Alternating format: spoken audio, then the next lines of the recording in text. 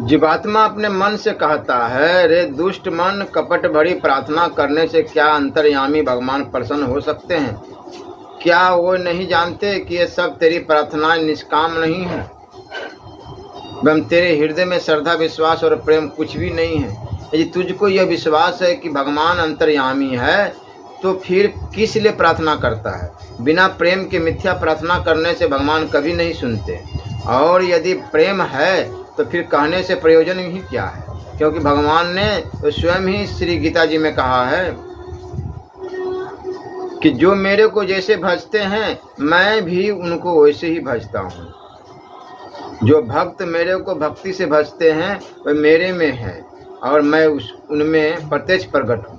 रे मन, हरि दया सिंधु होकर भी यदि दया न करे तो भी कुछ चिंता नहीं। अपने को तो अपना कर्तव्य कार्य करते ही रहना चाहिए। हरि प्रेमी है, वह प्रेम को पहचानते हैं। प्रेम के विषय को प्रेमी ही जानता है। वे अंतर्यामी भगवान क्या तेरे शुष्क प्रेम से दर्शन दे सकते हैं? जब विशुद्ध प्रेम और श्रद्धा विश्वास रूपी डोरी तैयार हो जाएगी तो उस डोरी द्वारा बंधे हुए हरि आप ही आप चले आवेंगे। रे मूर्ख मन, क्या मिथ्या प्रार्थना से काम चल सकता है? क्योंकि हरि अंतर्यामी है। रे मन, तुझको नमस्कार है। तेरा काम संसार में चक्कर लगाने का है। सो जहाँ तेरी इच्छा हो वहाँ जा। तेरे ही संग के कारण मैं इस असार संसार में अनेक दिन फिरता रहा। अब हरि के चरण कमलों का आश्रय ग्रहण करने से तेरा संपूर्ण कपट जाना गया है। तू मेरे लिए कपट भाव और अति दिन वचनों से भगवान से प्रार्थना करता है, परंतु तू नहीं जानता कि हरि अंतर्यामी है।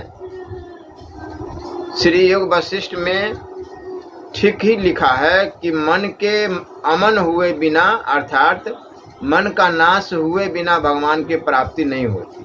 वासना का क्षय, मन का नाश और परमेश्वर की प्राप्ति, यह तीनों एक ही काल में आते हैं। इसलिए तुझसे विनय करता हूँ कि तू यहाँ से अपने मांझने सहित चला जा।